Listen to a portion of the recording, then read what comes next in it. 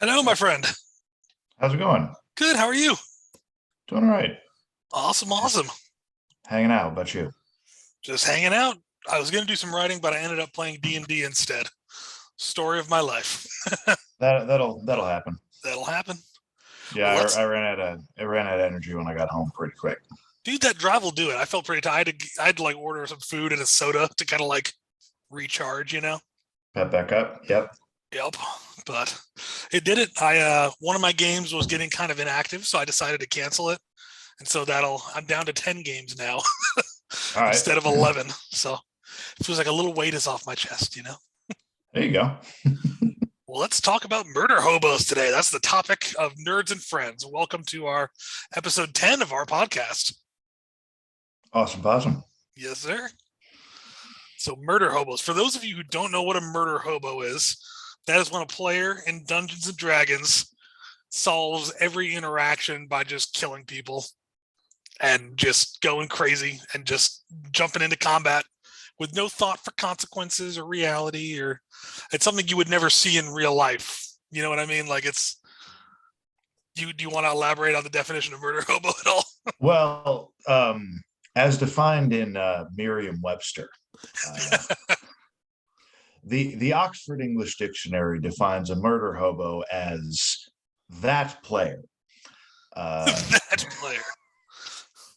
Well, I mean, you kind of hit the nail on the head. A murder hobo is a player or a group of players. It's very much derogatory in D&D Yeah. for a character that completely forgoes RP or storyline or anything, and just uses just basically kills anybody anytime for anything.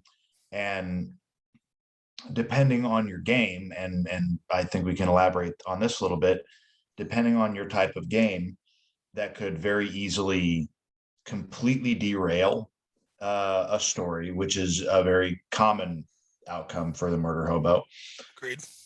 Or it or it'll just shift the tone of the campaign. I feel like very specifically a murder hobo or a party of murder hobos would probably mostly destroy one of the planned campaigns that D&D puts out, because essentially, like, there's no way that you're not going to kill at least one person who's important to the plot, Right. and kind of throw the whole thing into a spiral and cause the DM to backpedal and improvise in some way, shape, or form.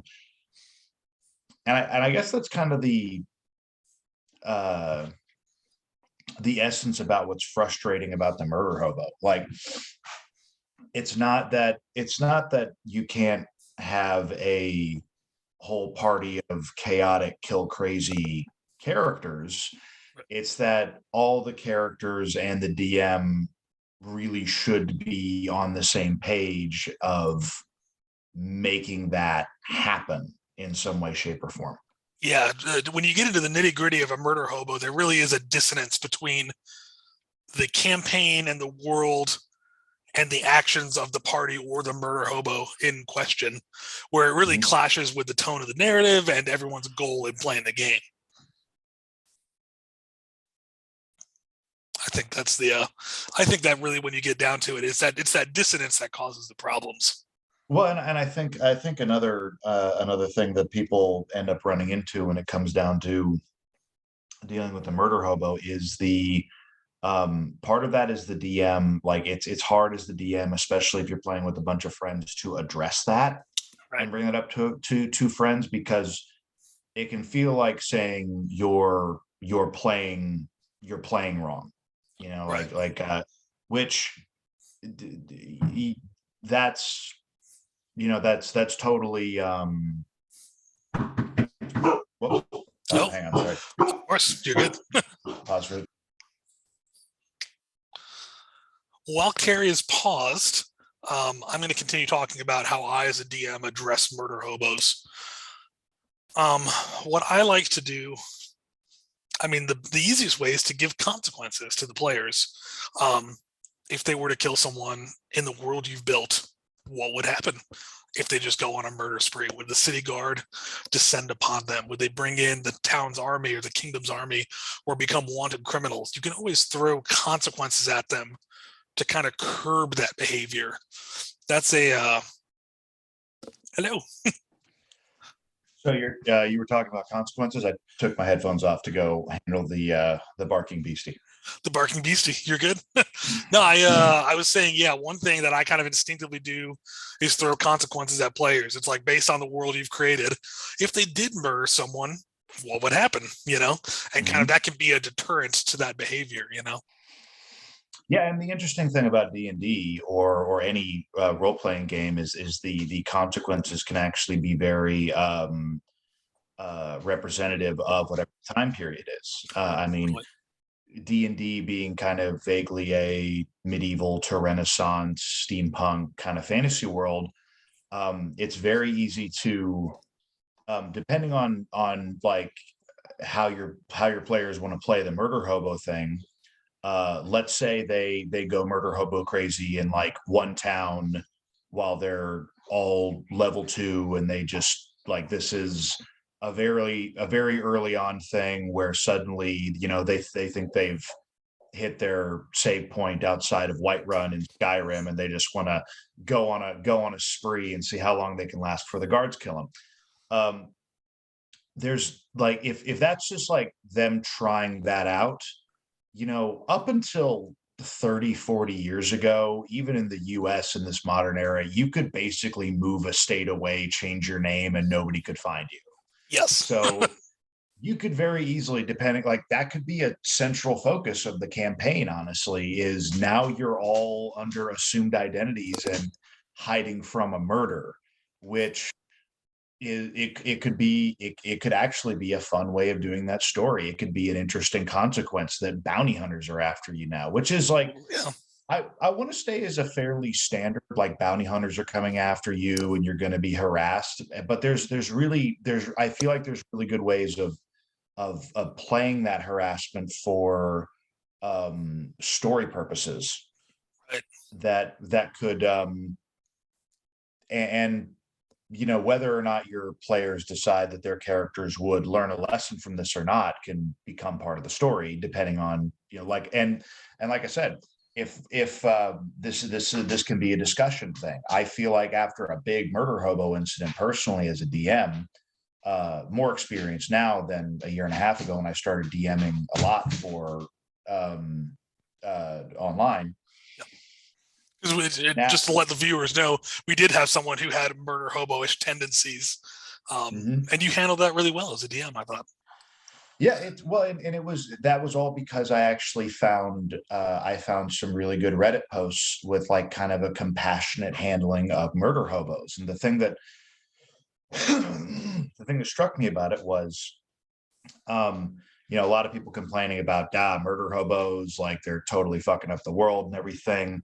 But I read a really good post from someone who's like, hey, like if you got a bunch of people that really want to play murder hobos, then that's their way of having fun. I mean, part like you're a player as the DM, but part of your job is to make sure that your players are having fun doing what they do. And the funny thing about the guy who was basically murder hoboing is he walked into the middle of the city and immediately killed a guard, and then just kept killing guards because he had a weapon that was far too powerful for him at the time. And basically what happened is the rest of the party, because you guys had just gotten together, scattered to the four winds and made for an immensely entertaining chase while you guys all tried to escape the various guards in different directions.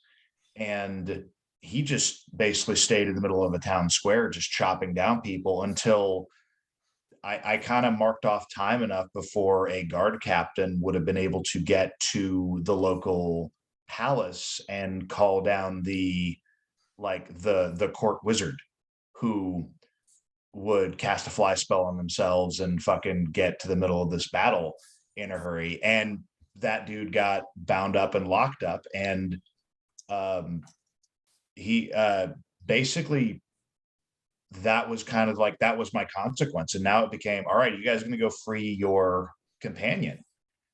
Became the thrust of the story from there. Which is a great plot hook to bring the players in, Mm-hmm. Fantastic. And it turned out, it just turned out to be fun. And in the end, that guy ended up not being able to play anymore just because of Friday nights, prior engagement kind of stuff. But like that particular scenario was okay. Like because I want to say he'd done something that was kind of Murder Hobo-y before, and I wasn't quite sure how to handle that, because I want to say, because this is like maybe 2 months into me DMing. Yeah, you were a brand new DM at the time. Yeah, and so like I'm not sure how to handle this, but the great double-edged sword of being online is that you can do your own research. Whether or not that research is worth a fuck is up to interpretation. But I feel like with something as subjective, that's the word I was looking for earlier, as subjective as D&D and play style, or role-playing play style, tabletop in general, you take out of something what you can interpret. Yep. Now, I think that's great to take that tendency and redirect it, because the main goal as a DM is to help your players have a fun time. So I like what you were touching on earlier, where if you have a whole party of murder hobos, let them be fucking murder hobos and just have the world cater to that. But I think the issue comes in when one player or a couple players are going murder hobo and the rest of the party wants to run a different kind of campaign. That's where you get friction and certain people not having fun. And that's an issue that a lot of people run into. Oh, absolutely. Well, and that's something that can really fracture a party, because you have people that actually want to role play and go into shops and get intelligence and try and figure out, laying a mystery in D&D is a fascinatingly fun concept, because you get to just drop little clues to lead people to something, and the sense of accomplishment that you get as a player when you've actually put together some clues and you think you've discovered something is an ecstatic feeling. It's excellent. I personally love RP when it comes down to playing any character, and I think the murder hobo is kind of the direct opposite of somebody who would be specifically there to role play, who combat is kind of a secondary. And part of it is kind of a balance of expectations, like saying as the DM, like, you're not going to have combat every session, you're not going to have RP every session. It can be a balance. And also, like, part of the hard part of being a DM is planning for multiple contingencies. Like, more than once have you all blown up my plans, and I'm sure we've done the same to you. Oh, yes. In different games. That's the best part of DMing, though, is learning to just go with the flow, Yeah, and that's and I personally, like, I love going with the flow. It's just when like you said, all your players have to be on the same page, and whether those players have a conversation about anyone's behavior, either in character or out of character, is actually totally up to them and facilitated by the DM. And I think, like, part of being the DM and holding on to the kitty leashes in that way is, if you see your characters want to talk about something in character, or if they are amenable to talking about something in character, then you don't just have it's not just letting them, because if they do it, they'll do it. Right. But maybe that could be hey, you guys can have this conversation in character. Like, why don't you have this conversation in character and figure out how Jeff and the talking mongoose would figure this out. But if it does get to like a tension point, like, and players are not having fun, or they don't want to show up to a session because that character is going to be there, then that might be time to say, all right, let's talk above table. Let's figure out what the what's the hitching point here, and the DM, I think at that point maintains their status as supposed to be an impartial referee, Yeah. and Well say, said. and that's all just kind of like guiding through, because I have very rarely in any situation, DM or otherwise, I've been in some pretty heated discussions with people in the past, and there are very few that have come to like a full-on shouting match over Right. over disagreements, even when I was planning things in the army. Like, that's not something that happens a whole hell of a lot. Right. But that is also kind of a thing that I think people are afraid of, is they're afraid that we're going to cause a fracture in a friend group if we disagree or if we have an argument over the table. And so part of that is being the freaking parliamentarian and saying, all right, let's everybody toe the line and kind of figure this shit out. Yep. I agree completely. And I think everyone to varying degrees is afraid of conflict and Mhm. wants to avoid it at all costs. So that's a human instinct right there. And it's something that you got to overcome. And as you said, it rarely devolves into anything super uncomfortable, as long as you approach it with respect and, some firmness going in. And, Mhm. like I've learned through psychology, making it about, hey, when you do this, it makes me feel this. Let's have a Mhm. conversation, Yeah, I statements, like it's Exactly. very much the same kind of talk that you hear about when it comes down to working on relationship issues. Yep. It's like, it's not that you do something, it's like, I feel like this when you do something. And Exactly. for for a vast most people, they just don't know that they bother somebody. I mean, Oh, totally.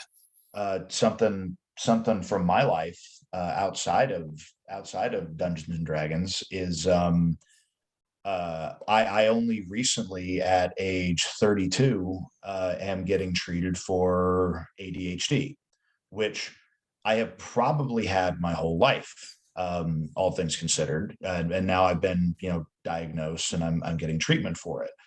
But I was also doing concurrent therapy, and one breakthrough I had in therapy was I realized why I come off as sarcastic or quote unquote fucking with people as much as I do. And what I've figured out is if I am in a class, and I would like in school or training or whatever, if I'm in a Yep. class and I'm listening to a lecture, um, somebody will say something that will drive up a question. I will think, all right, well, there's an obvious answer that this person's going to get to. And so my brain will kind of like pick out, like, okay, they've said this and that answers this question, but what about this? So instead of saying, uh, Professor, you said X, does that mean Y? And does that mean Z? What I believe I've been coming off as for a very long time, because this has been a consistent problem, even when I'm very earnestly into a class, is Professor X, therefore Z, correct? And the difference between that's different depending on the different instructors, or the reaction is different depending on different instructors. But the best teachers that I ever had, one I can think of in elementary school, and definitely a couple of teachers or professors in college, would say, "Can you walk me through your thought process?" Which is what my brain needed, because I'm already 5 steps ahead and I don't mean to be. I Exactly. think I think they are on the same page with me, because the person giving the lecture is supposed to be an expert in it. And I personally can see why that's very off-putting now at age 32. I I never picked up on that until therapy and getting diagnosed and getting treated for this particular thing. So there's a lot of people that Because your brain runs at a different speed and you expect everyone to be there because that's what your brain expects. because it's Exactly. normal. Yeah. And everyone's brain is working at their own speed and with their own ideas and their own preconceived notions. Yep. So I feel like that there's a simple way to say this. I don't think there are a lot of people that come into most situations with malicious intent. Yes. Not all agree 100%. situations. Exactly. Not all situations. There are definitely, like, there are exceptions, but I think most situations people do not walk into them with, I'm going to fuck up that guy's day today. 100% agree. And that's just kind of what I like, where I'm trying to learn to, you know, help regulate myself and other people, is as much as I do, I do care, and I'm very compassionate about everybody else's well-being, and I want everybody to have fun. I want everybody to if I can help, I try to. And you succeed. You've helped me out of a number of tough spots. So you're a very helping, kind, compassionate man. In case you needed to hear that, you really are. So I really appreciate that. Well, I'd say the same about you, you and your like compliments on my writing. For instance. Oh, thank you. Just that alone is like, I know I can send something to Josh, and he will say if he likes it or if he doesn't, and I'll get. And I'll tell you why too. yeah, you'll give me the why, which is always a valuable thing to have. And that's that's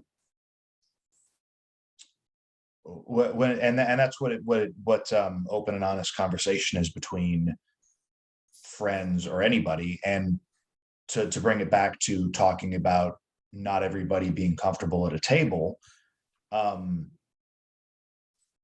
setting a space for that, I think, is probably a way of setting a space for that is a way to give everybody permission to speak freely. I agree. Like setting that boundary. It's like our friend Pike was telling us that there is a mod for a game called Monster Hearts. I missed this conversation. Please elaborate. Okay, all right, so there's a tabletop called Monster Hearts. I want to say it uses the Powered by the Apocalypse system. So okay. It's D6's archetypal character sheets that you can modify, and you come up with like a character and a backstory off of it. It sounds really fun. And if there's been a couple different people that have done like Let's Plays of it. I watched a Critical Role one shot where they did it that was really good. That's fun. And apparently there is a mod for Monster Hearts where there is a stop button. Like there's basically a safe word. Like a safe word. There's a safe word like, hey, red light, because it deals with, it's a game that's very based around high school, your monsters, and everything is kind of like that kind of bullying and teenage trauma thing. Yeah. And so if there's something where if somebody is playing their character and they're playing the bully, and that's something that's, harmful to you in some way, shape, or form, like or if like if you feel yourself taking it and it's too real, right? You can say that safe word and say, hey, let's talk about this. And it's not necessarily a stop fucking playing because this is harmful thing. It's a, we can talk about why this is something that bothers you. Absolutely. And kind of go from there. Yeah, no, I wish I'd had that. I think that's a really great tool, because I was in a game many years ago when I first started playing where there was another player at the table who our characters like kind of had different goals. So they would clash a lot, which at first made sense in terms of role playing. But then it got competitive to where it felt personal and not just in game. And it bothered me, it caused me some fear of, what does this mean for our real life friendship? What's happening with me and this player? And so I wish we'd employed that technique of having all right, let's stop. Your character just tried to kill mine. What the fuck is going on? Let's have a conversation about where's our line between role playing and real life, because this is starting to feel personal. Let's talk about it. And that would have been really great. And Yeah, we never really had an open conversation about it, so it's a little bothersome, you know. Yeah, interestingly enough, like my first adult experience playing D&D again, I had come out to LA for a prosthetic fitting, and it was one of the first times that my prosthetics guys were like, "Well, why don't you just come out here for the full 10 days? Oh yeah, We'll fit you, and you'll walk away with the arm, background." But basically, like I was here for a week and a half, yeah. and a couple of our friends from college were out here, and they had a D&D group, and they said, "Hey, do you want to come play D&D?" And I was like, "Hell yeah, let's do it." And I Yeah. walk in, and everybody is like voice actors and stunt actors, and Oh, they are very good actors and very good role players. And I haven't done this in a while. yeah, Like I hadn't done it since like maybe sophomore year of high school, yeah. you know. And and we started playing, and they gave me kind of a stock character, and I when the DM finally turned to me, and it was like my kind of in media res like character intro, Yeah. my brain kind of shut down for a second, but because I was sitting there like, a lawful good cleric, like that kind of sounds boring, and so my brain switched this character's personality to Basil Fawlty from Fawlty Towers, No, who great is character. exactly. So a fantastically fussy, like ridiculous, thinks posh British character. And so I started doing my John Cleese accent, and it was cracking up the DM, and you get that reciprocity of Yeah. people enjoy this character, and I'm enjoying doing the character, and things just kind of roll forward from there. But there was one point where um I was doing the John Cleese as Basil Fawlty, no, no, please, no, stop that, stop doing that, like that kind of Yeah. bullshit. And I was like, basically, I was like, I was saying, like, I'm trying to push this paladin away from my high priestess. Yeah. And, and our mutual friend from college, Luke, actually he leaned over, and he's like, "Carey, like, that's that's this guy's character, like this is him trying." And I had to turn back to him. I was like, "Oh, like, I'm sorry, I'm being my character too. My character is being a fussy asshole." And and there was that like second of I realized that I may have been pushing the character too far.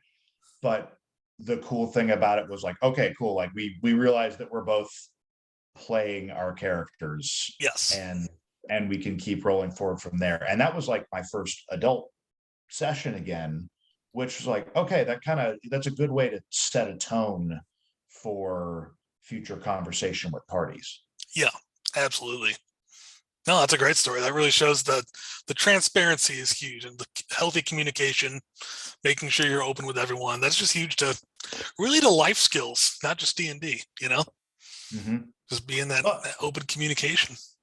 yeah, and I think most people, like you said before, are averse to conflict, and Oh, I that know I am. becomes, yeah, well, and that becomes a hitch. Like it's thinking of something as conflict, and thinking of something as conflict, or disagreeing with somebody will immediately lead to conflict, is kind of an unfortunate reality of day-to-day life, I think. Yeah. And so there's reason to be afraid, to well, not really afraid. There's reason to be wary of it. There's reason to be cognizant of it, but knowing when you're in a place where it is safe to be direct and say, this is exactly what I need, is pretty critical. And when you're in Totally. that situation, giving yourself permission to speak. Yeah. No, I completely agree. 100%. Mhm. So I was getting a phone call. I was like, mute. This is a good conversation. That's right. I lost my train of thought for a second. Yeah, I feel like, because the most recent example I have is in a game I had where I had one player who was, we tried to address it in character, that they were getting a little murder hobo-y and also kind of veering away from the campaign storyline. And they were started creating, this is a player, they started creating their own. They're like, well, my father has this and I'm going on this quest to do this. And it's like, oh, okay, like let's why don't you pitch that to the rest of the party in character? And everyone was just not having it. And so we kind of had to have a conversation about, okay, like if you want to go off and do this, we can split the party and have you go do your thing, but everyone else is kind of going with the storyline that I made, you know. So it's been better since at first they decided they wanted to split and go off and do their own thing, and this was a group entirely of people I'd met online, so I didn't have any. I should have had a better session 0 is the lesson that came out of it of, okay, what does everyone want from this campaign? What tone do you want to have? What's your character's goals? Who are you bringing into it? Instead, it was just kind of like, hey, bunch of random people, no one knows each other. Let's play D&D. And I just kind of jumped into it. So session 0s are important is the lesson there. Interesting. Well, kind of that tone setting is sounds pretty tantamount with something like that. Yeah. Because like if I can be, the bitch here, I'm sorry, but like if you're playing with the party and you have your own like quest line that you've come up with and everything like that, like that is either a you and me offline in an individual game thing, or you can go write a book. Like go write a story where your character gets to be the hero in this quest that you've come up with, but like part of me being the DM is like this is the world and the game that I play.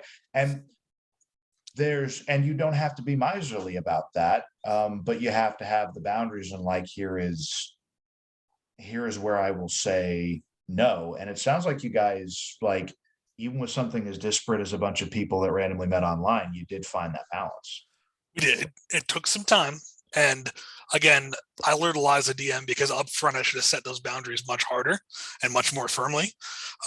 Which that's an important thing to bring up about boundaries. Another healthy living skill is being consistent and firm with your boundaries and not being afraid to lay them out. It's better for everyone. And so I learned a lesson about how to do that better in D&D, and I'm really glad I learned that lesson.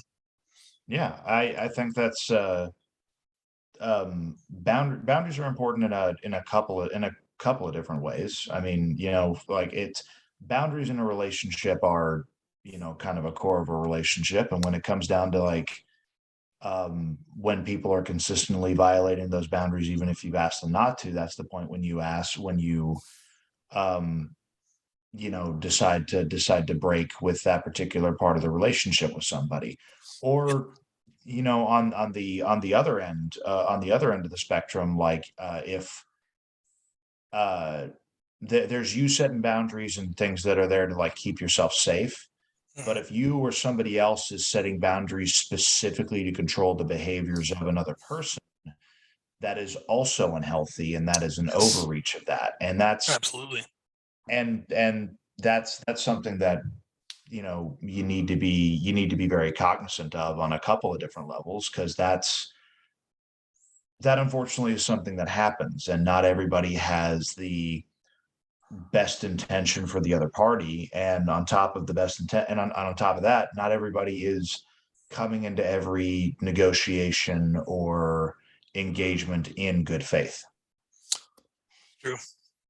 And it's hard to balance that because you don't want to be like overtly anxious about other people. You want to be trusting, but you don't want to be overly trusting. It can be a hard balance to strive for. Yeah, well, I think that leads, if I can keep driving this point a little bit. Please do. Part of that is like that leads into people that cheat.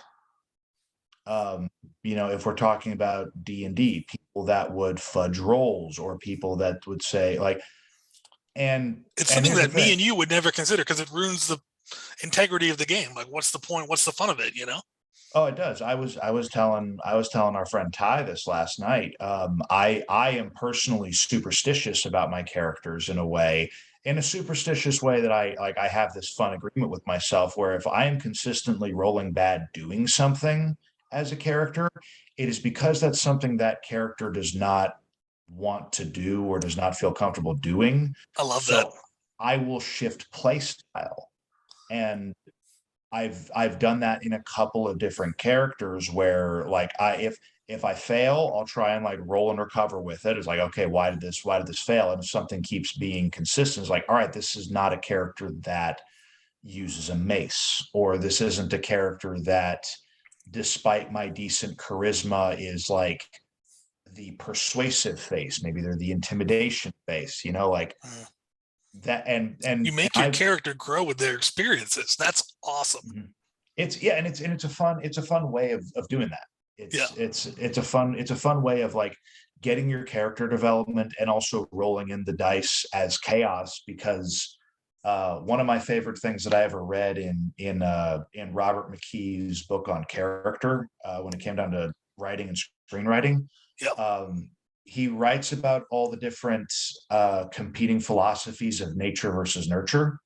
Oh. And he's like, this is a way older argument than you think. This goes back, to basically the dawn of human consciousness. There's nature and nurture. And he says, but there's one thing that none of those fucking philosophies ever take into account in any significant way, and that's coincidence. Mm.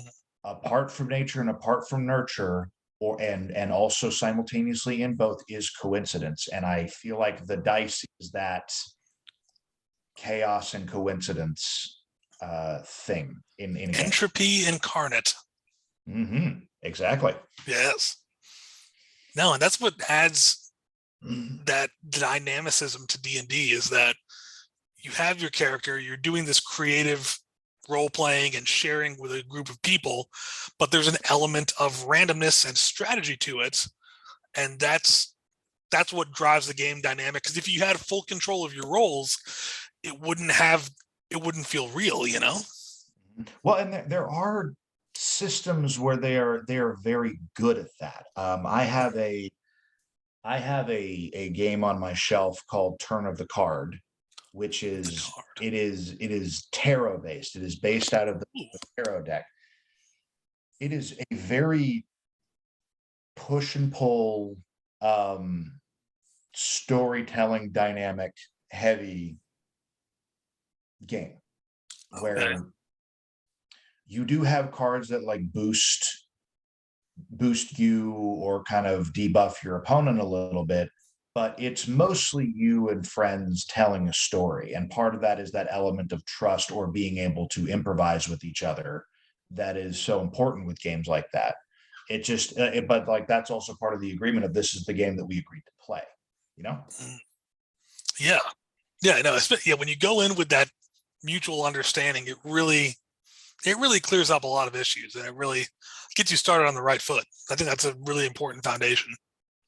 And there's the fact that tabletop RPGs just in general are so diverse and allow for such differences in character creation. Like I reach analysis paralysis every time I walk into Geeky Tea and Games here over in Burbank, because like I will walk up to a wall of just fascinating group RPG materials that that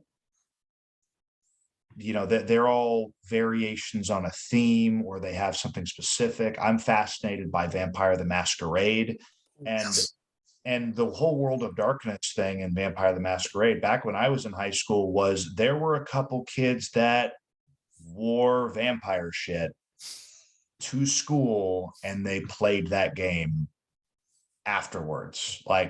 And I love it. That was something I was phenomenally jealous of, mostly because I didn't have a good poet shirt. But there's all that really interesting opportunity for communal storytelling that I love with all kinds of RPGs. Yeah. And that's where the collaboration is just the most fun element. It's why I like collaborating with people on my writing as well. It's just having that, more brains are powerful than one, and you can create so much more. And it appeals to that primal social drive in my brain, to work with someone. Yeah. When you can ping off of each other and create something that is a greater sum than its parts. Yes. Is something like it's brain candy. It's pure oxytocin. just straight to the dome of, I came up with like the first part of the plan, and then we did this together, and sometimes shit goes wrong, and you do have to improvise on the spot, and it comes down to roles and guile. Like Yeah. that's always interesting. um and maybe that goes back to why, like, if you're the DM and I'm the player, me saying, I have come up with this mission that I am going to go do, and you have to run it for me. Like, I think the thing about that is that, like, you've lopsided the power dynamic, but you've also killed that collaborative element by basically violating the DM player agreement. Right. Because it is an unwritten agreement of how the structure is going to be. And as you said earlier, impartial referee is the role of the DM, really, and like moderator. Yeah, impartial referee, moderator, the world, the descriptor, the storyteller. Yeah, my favorite part of it. Yeah, get to make your world. You get to and you get to kind of see what the interplay is. Like, you see people like the first DM I had back in high school, who learned, like, he got his world that we all played in from an older friend of his. Oh. And the thing that fascinated me the most about what his older friend did was he had a map of the region, a full map of the region. Nice. And then he had overlays, like actual, like, cellophane overlays. Wow. Of, like, this is where certain herbs grow, special herbs grow. This is what the climate's like. Like, he could actually tell you, like, what the magical and story important topography of this whole map was. That is awesome. And that's the kind of, like, level of thought and detail that you can put into it. If you create an entirely your world, or even if you're building off of, the Forgotten Realms or something that's already a published kind of material, like when you know a story with a level of intimacy, whether it comes from your own head or it's because you're an avid fan of something, it makes it a really interesting experience to flex around that, I think. Yeah. No, that's why I like doing homebrew, because it's like I either have an answer to every question the player asks, or I'll come up with one and make it fit. And that just makes my world richer every time they force me to grow it, Yeah. with questions that I'm like, that's great, because I would have never thought of those things, So it's brilliant. I love it. What kind of, like, rounding out have you done with that? Like, what's something where you've had to improv an aspect that became a significant story element? Well, actually, Will just messaged me a question about a campaign, so I'm just going to bring him on the call real quick. Oh, sick. Yeah, give me 1 second here.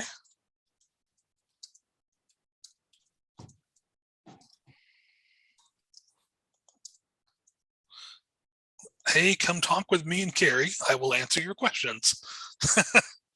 Is what I messaged him.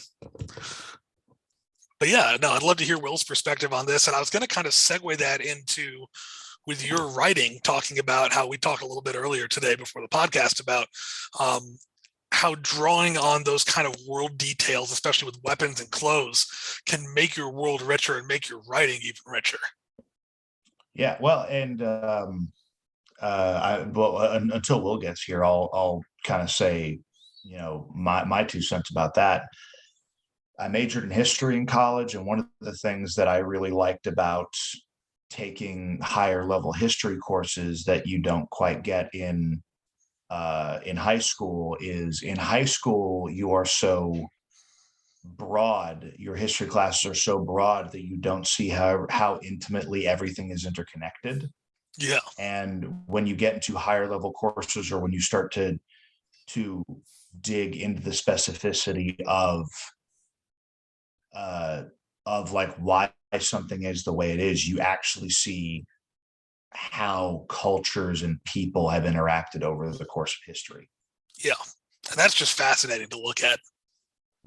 Just in general. All right, let's wait for Will to connect to the audio. Hello, Will. Connecting. Welcome to our impromptu podcast.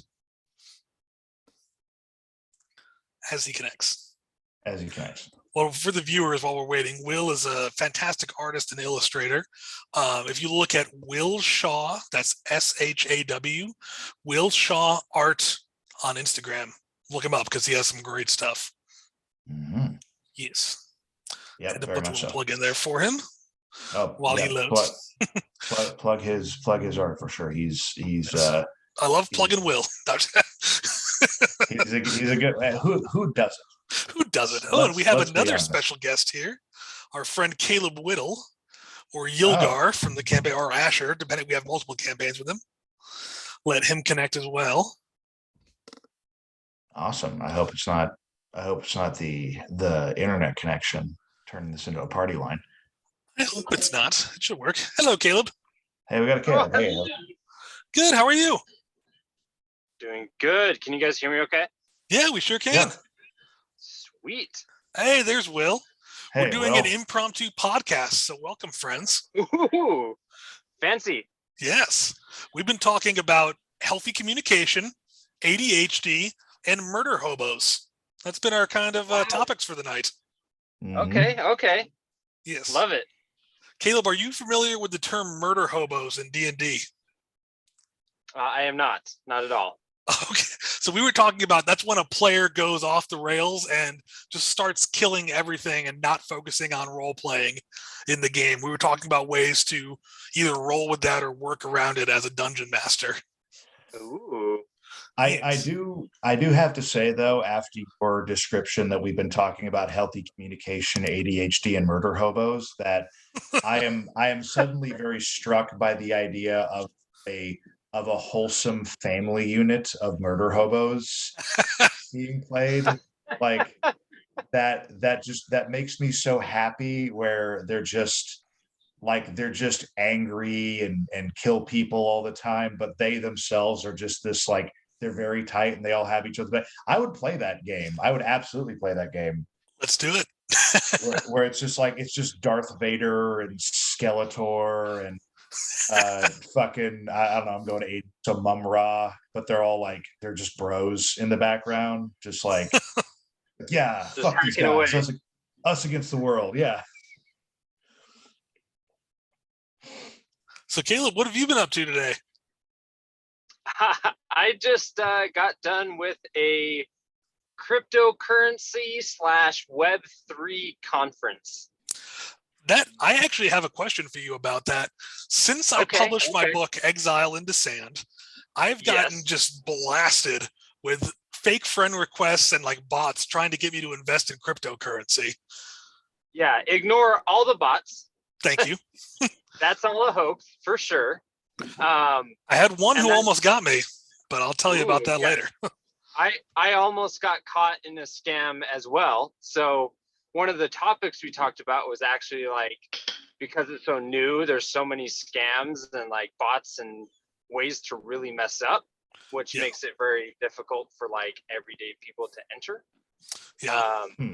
So yeah, it's a big problem that exists in the Web3 space for sure. Turn your book into an NFT today. One of the panelists, she writes books based off of raising funds through cryptocurrency. So like she has investors invest a certain amount. When she hits that, she'll write a chapter and then do it again for the next chapter. And they like get early access to these chapters before the book is published. It's a wild world out there, man. Yeah, I can't even imagine. Will, being online as an artist, we already, while you were loading up, we plugged your Instagram for the viewers, but and then I said I love plugging Will just to be funny. But have you had all these like people messaging you on Instagram trying to get you to invest in cryptocurrency and stuff like that? Tons of targeted advertisements, but not a lot of people.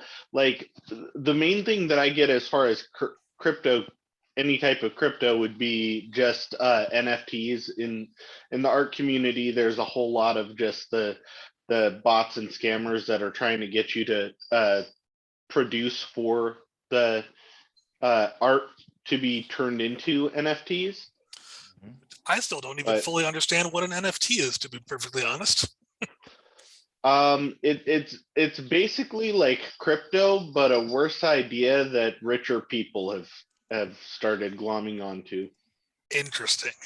Caleb, did they bring up Alright. NFTs in your conference at all?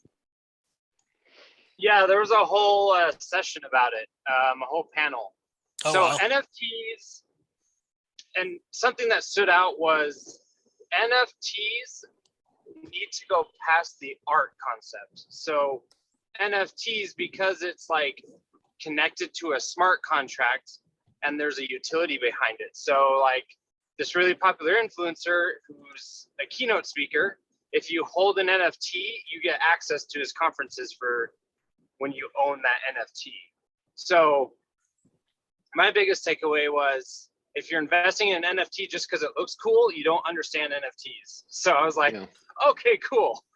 Well, kind of the problem that I'm noticing is that a lot of people that seem to be involved with NFTs don't understand the actual like concept of attaching it to anything else. Like I think Elon Musk Yes. was the one who was trying to push like game skins being an NFT. That way you could take your skin from like League of Legends and put it on Minecraft and put it in Call of Duty or whatever, which is just not only does it show a great lack of understanding for what an NFT is or how it works, but it shows an incredible lack of understanding to how art assets work.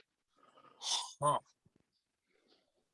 My brain Yeah, is it's- like short circuiting. I'm like, what are we even Yeah. talking about right now? So Right. like Yeah. and from the most basic thing, if you think of like a game skin, like let's even take two games that are like at least at a glance kind of similar, like Dota and League. Mhm. The programming that goes into the back end to make any of those assets actually available in gameplay is a huge undertaking. It's not like you can just draw a picture and have like a skin for this character magically there, or you can just change some color swatches like this is like 1996 and you're playing Mortal Kombat. Like you need to build the 3D model. You have to make the mesh for the actual texture. You have to have the different rules in place for how the game loads the different textures and how the animations work. And those are going to be completely different, even from two games that on the from the outside looking in appear to be somewhat similar, like Dota and League. That makes sense. Yeah, Right. there's a lot of. Oh, go ahead, Caleb. Yeah, so from that aspect, like in order for that, it's a cool concept, right? To be able to like make a skin that's an NFT that you can transfer to games. But in order for that to work, the game has to be built on the blockchain. So like games of today, that's not possible. Mhm. Games of Web3, that could be possible. We're a long way from it, but that concept of transferring skins is cool, but it has to go beyond that, to your point. Like it's not just the aspect of I own this cool piece of art and I'm going to transfer it now. It's got to go beyond just owning the art piece of it. Yeah. Because we talked about like, well, with NFTs, you can just screenshot the JPEG and then now you own it. It's like, well, but you don't own the utility of that NFT, which means it has to go beyond the art. Yeah. So the utility is the focus of the NFT. So with an NFT being like I'm gonna put it in dumb quotes and jargon that I probably know from the Matrix. The NFT is like the source code of a piece of art or a piece of media or something that is then like proprietarily the purchasers. Yes. That's a great way to put it. Yes. Science. Science. Yeah. Ultimately, it kind of comes down to, and this is what I really don't understand with the NFT thing, with a lot of, well, with crypto in general, and maybe I have a misconception here that you can clear up, but what it really kind of seems like is this is just a new type of fiat currency, where it's not even with NFTs, it's not related to the artwork. The artwork is just kind of representational of what is essentially a piece of code in the ether that you are said to own, versus like a cryptocurrency, which is essentially another code in the ether that you are said to own. And the value of those codes are just arbitrarily given value based on what you can convince somebody else that it's worth. Yeah, so I mean, in NFT, you purchase it with cryptocurrency. So when you purchase an NFT, or you say this NFT is valued at $100, you still have to, you're not purchasing it with USD, you're purchasing it with Bitcoin or Ethereum or whatever platform you used to mint that NFT, to basically say, yep, this is an NFT, here's the code, etc. And so all these projects, all these different cryptocurrencies are like the economy, for sure. Yeah, like it's just another currency that you are purchasing this access by way of NFT, because the NFT is inscribed on the ledger of the blockchain, which I still don't understand even after sitting through 8 hours of panels, but that's what I've been told. What do you mean this paper doesn't represent? This paper is supposed to represent the gold that we have at Fort Knox? Preposterous. Right. Yeah. I'm going back to trading buckskin. Buckskin. I mean, if you can kill enough bucks these days, I don't know, things might be difficult to be a trapper in Los Angeles. I mean, unless we like petition to legalize human leather, which I'm not against. Oh gosh. Well, I mean, if anybody's seen Murder Hobos, we're back to it. No, the Murder Hobo NFT. It all comes full circle. Murder Hobo has suddenly a new connotation. That's start. Well, if anybody's seen my personal favorite mid-90s Jean-Claude Van Damme vehicle, Hard Target, you would know that this was a problem in the city of New Orleans at one point, where Lance Henriksen was hiring old Vietnam and Gulf War vets to be hunted by rich people across the city of New Orleans, as directed by John Woo. Wow.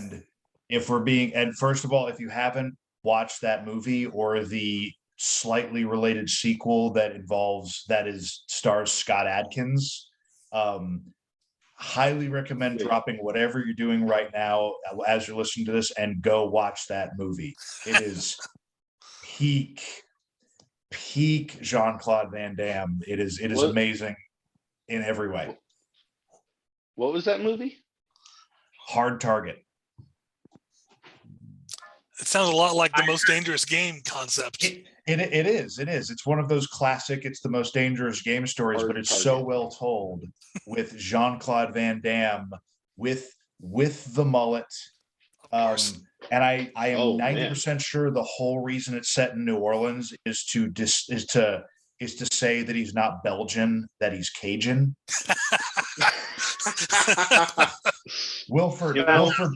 Wilford Brimley is in it, and Wilford Brimley has the worst Cajun accent in it, and he's like this bayou moonshiner who rides horses and uses explosive arrows like the Dukes of Hazzard. Like the movie only gets better the more you watch it.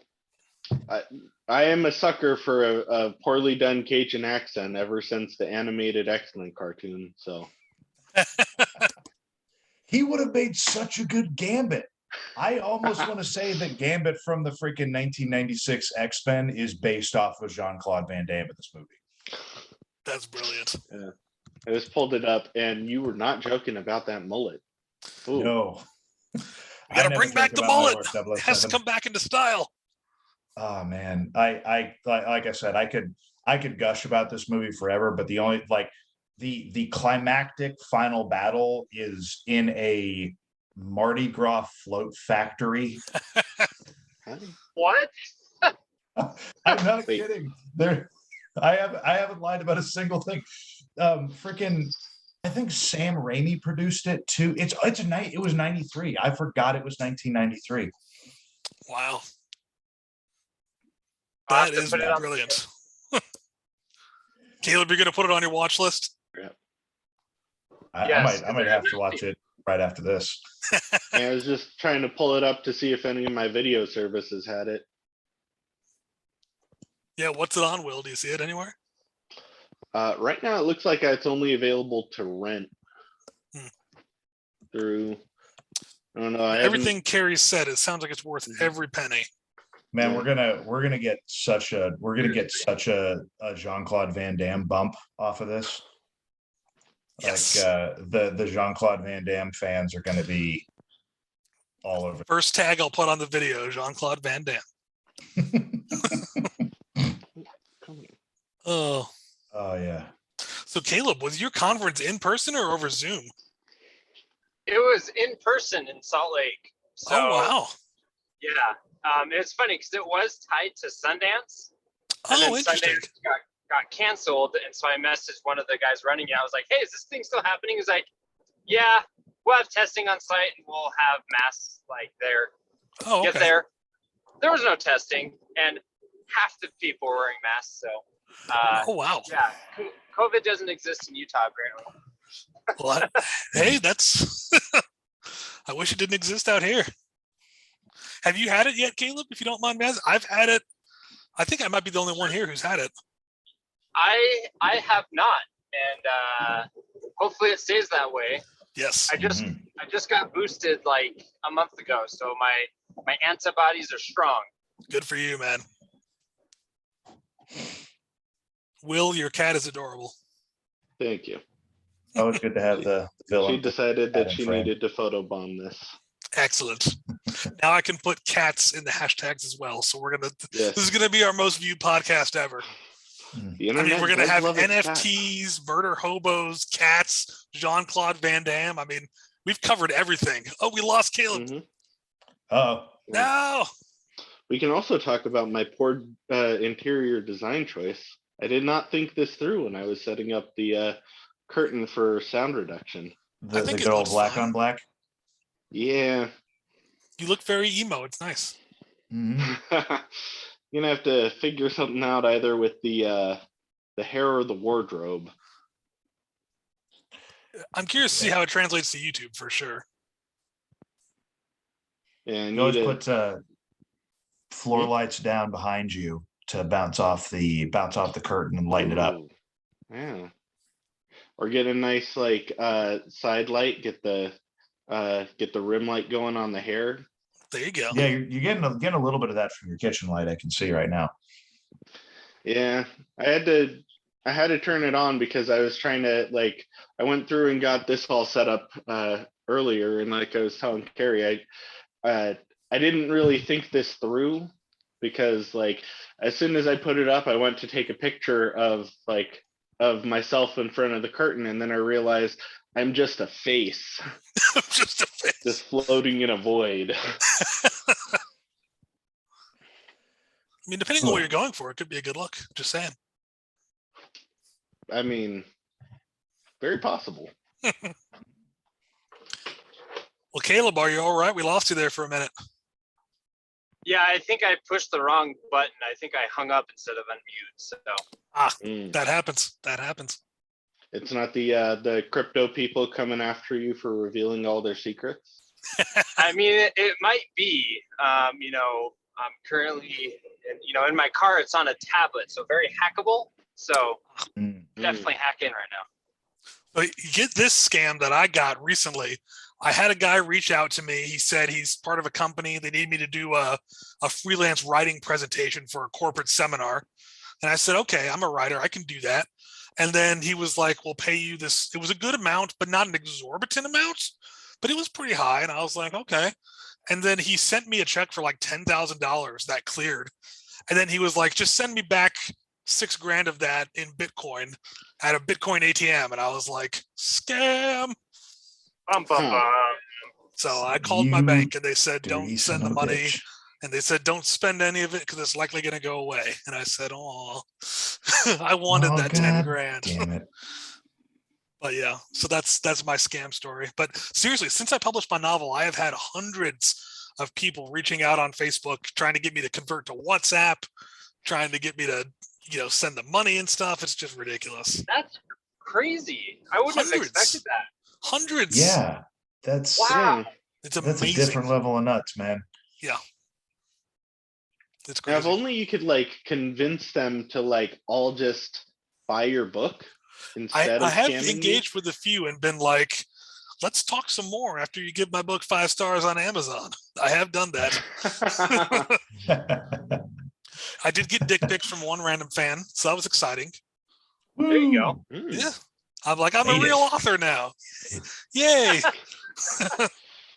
I will say in random cold messages, on LinkedIn, hey, we can help you 10 extra sales and stuff.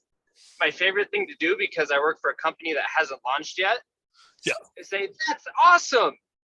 Go buy a diamond right now. And then they go to the site and they're like, well, you don't sell products there. It's like, yeah, we haven't launched yet. Thanks for asking. Obviously haven't done the research. And my friends who work in agencies will always try to spin it. Do you need help finding customers? And my friend who has a video agency will respond back saying, do you need help producing videos for your company? It's just pitch it right back, Joss. Just say, hey, do you want to buy a book that is awesome and can fill you with joy? Buy my book now. Caleb, you're the first person who's read my book. I wanted to thank you for that. Hey, you're welcome. I've been on a book kick lately. Nice. I created a book list that has 140 books on it. I don't have a timeline to read them all because that would be insane. Yes. Mhm. But yours was the first one, and it was also the first book I read on Kindle because I got a Kindle for Christmas. Very nice. And that was a fantastic experience. So anyone who loves books, I highly recommend a Kindle Paperwhite. Oh yeah, because it gives you that. It looks like paper on the screen, right? Yeah, and you can turn off the backlight, so there's no I had an old Kindle that was like a tablet, and it was miserable to read books on because it's just looking at an iPad screen or something, and you're just well, this kind of sucks. But then the Paperwhite, it has no backlight, and it just looks like a normal piece of paper. And then if you go into a dark room, you can turn on the backlight and still read it, and it's super easy on the eyes and everything. I've been really impressed. That is really nice, actually. And I also found out that if you are a part of a library and you have the app called Libby, you can rent books from the library and put it on your Kindle, and you have them for 21 days to read.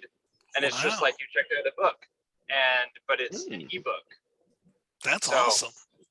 It's been a really awesome discovery. Yeah. That's fantastic. Actually, kind of cool. I might make my way through your book, but that is a lot longer book than I was expecting.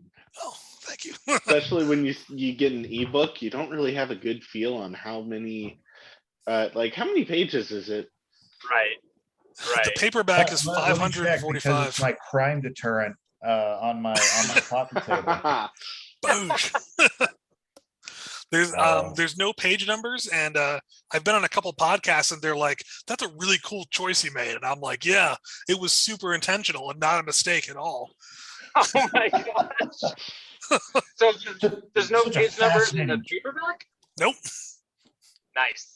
Yes, and I don't know how to fix that because there are in the document that I sent to Amazon. So clearly, I messed up somewhere. Interesting. Yes, but in the paperback there are no. But it's 545 pages. in Yeah. total. The only time I could actually see this, because I'll be honest, I don't think I've ever been in a position where I was reading a novel and needed a page number, except if I was trying to use it for like a book report in school or something, and I needed a citation. Right. Yep. So, like, So I it's not would the end of the think, world. yes, unless you get to the point where this is being used in literature classes, which at that point I'd imagine you'll have other options at your disposal. But Second edition with Josh's mistakes corrected. yeah. Then the first edition books are going to be, you know, worth a bundle. It's going to be like those. You guys know the story behind the first vinyl pressings of Blue Monday, the New Order single? No. No. It turned out to be like the best selling single in like British history, and I think it was Factory Records that like printed it. They just like spent a bunch of money on the sleeve and everything, because like they made it like real expensive material, so they're like, this single isn't going to sell, and then it sold so well that it bankrupted the studio. Wow. And now those are apparently worth quite a bit online if you can find them. Oh, I bet. There's also the song that plays every time somebody is about to die in the movie Atomic Blonde, by the way. Oh, that song. Okay, I know what song that is. Yeah. Yeah, I picked up on that my second watch through. I was like, oh, someone's about to die. New Order's playing. It's a great movie. It really is. Well, guys, this is a great segue for me to say, let's end this awesome podcast where we've talked about literally everything. We've talked about murder hobos, ADHD, healthy communication, NFTs, Jean-Claude Van Damme, books, life, the world, the universe. It is everything. We got to see Caleb for 1 second on his camera there. That was awesome. Oh, we got to mention Dune and Arcane just to like grab the trifecta. And we have somebody recording from their car. Like, yes, we do. Optimal, like, peak internet content. We can check off every podcast box there is to check off. Yes. Excellent. Absolutely. Well, thank you, viewers. If anyone's watched this entire thing, I applaud you. You've learned a lot. You've seen into our collective consciousness, and we welcome you. And we thank you for your time. Thank you guys for showing up on this awesome impromptu podcast. I had a great time. Oh, yeah. This has been awesome. Thanks, Josh. Of course. I'm going to stop recording here. Give me just a moment.